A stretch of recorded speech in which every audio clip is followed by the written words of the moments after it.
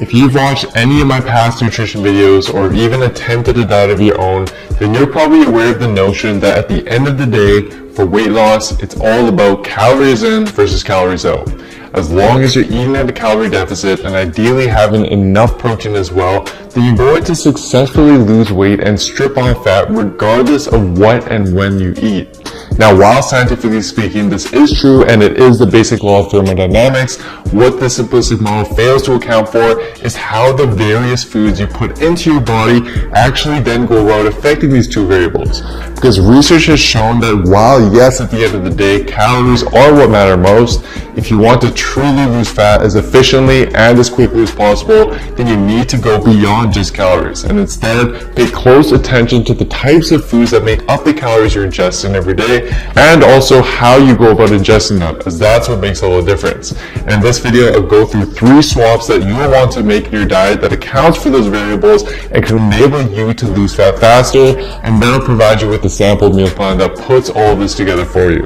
The first swap you want to make with your diet is to stick to mostly with foods that have been minimally processed. So for example, foods like oats and multigrain bread as opposed to their refined counterparts such as cereal and white bread that have been stripped of most of their important nutrients and fiber. Not only are these less processed foods beneficial when dieting in the sense that they generally provide more nutrients and keep us fuller for longer, but they also have another unique benefit that has to do with something called the thermic effect of food, which is the amount of calories that our body burns to metabolize and actually use the foods that we ingest. And one of the unique fat loss benefits about unprocessed foods is that in most cases, our body burns significantly more calories when digesting unprocessed foods than it does when compared to their processed counterparts. For instance, one study compared the caloric burn required to digest and metabolize 2 minimally processed sandwiches consisting of whole grain bread and real cheddar cheese versus 2 highly processed sandwiches that instead consisted of white bread and processed cheese. Although both meals consisted of virtually the same amount of total calories and protein, the more processed sandwich had a 50% lower thermic effect, and as a result, the body burned significantly less calories digesting it than it did with the whole grain sandwiches. Similarly, a 6-week randomized controlled trial had subjects stick to a diet consisting of either less processed whole grain foods such as oats, brown rice, and whole grain bread versus a calorie and macronutrient equated diet consisting of more processed refined grains instead, such as cereal, white rice, and white bread. What they found is that the group that stuck with whole grain foods burn on average roughly 100 more calories per day just from digesting and metabolizing their food than the processed food group did. And to put this into perspective, given that the average person burns roughly 100 calories to jog a mile, you'd essentially be doing the equivalent of jogging an extra mile a day just by choosing to incorporate whole grain, less processed foods as opposed to more processed foods for most of your meals. And if you crunch the numbers, over 3 months, this simple change would theoretically enable you to burn 2.5 pounds more fat just by making that switch. So yes, while calories are what matter most, and while you definitely will still burn fat despite eating processed foods, as long as you're still in a calorie deficit, you can further influence the calories outside of the equation and potentially speed up the fat loss process by simply swapping these foods for whole grain, less processed foods instead, and let them do the work for you. Next, let's dive into how you then go about distributing your meals throughout the day. Because while yes, again, your total daily calorie intake is what matters most for fat loss, it turns out that the manner in which you distribute these calories throughout the day seems to be more important than we've previously been led to believe.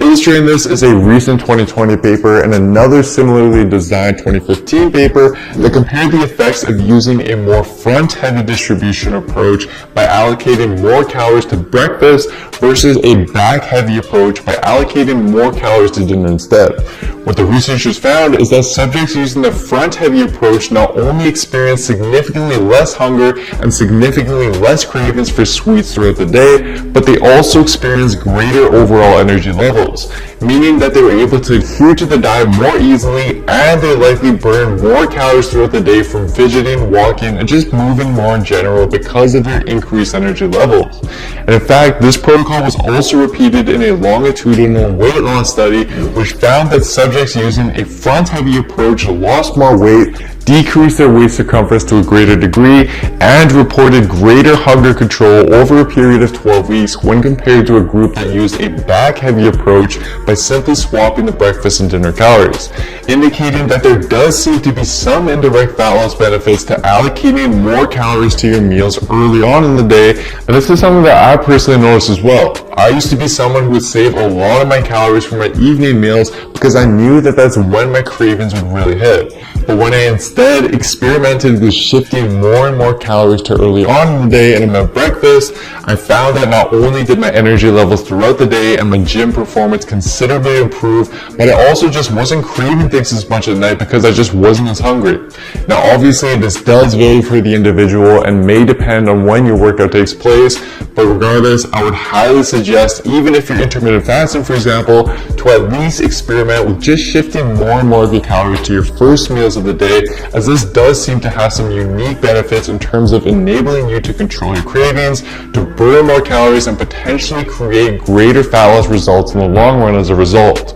Now the last swap is something I've covered in my past videos, and it's to not only choose mostly unprocessed foods to include in your diet, but you want to also choose the ones that are highly satiating and proven to do the best job at suppressing your appetite, as this will enable you to better adhere to your diet and minimize any excess snacking you may be doing throughout the day that's sabotaging your calorie deficit. And based on the findings from the Satiety Index, which examined the effects of 38 different common foods on hunger levels, we can clearly see that on a calorie for calorie comparison, some options are just better than others when it comes to controlling your appetite. For example, even with calories equated for, simply swapping whole grain bread for oats instead will provide a 25% greater effect on suppressing your hunger. And similarly, swapping brown rice for whole grain pasta or boiled potatoes instead will provide a 30% or 60% boost in satiation respectively. So what I'd suggest is look over the index and experiment with swapping some of these more satiated foods into your diet and just see how your body and appetite responds. Now to put everything together for you, let's go through a sample meal plan that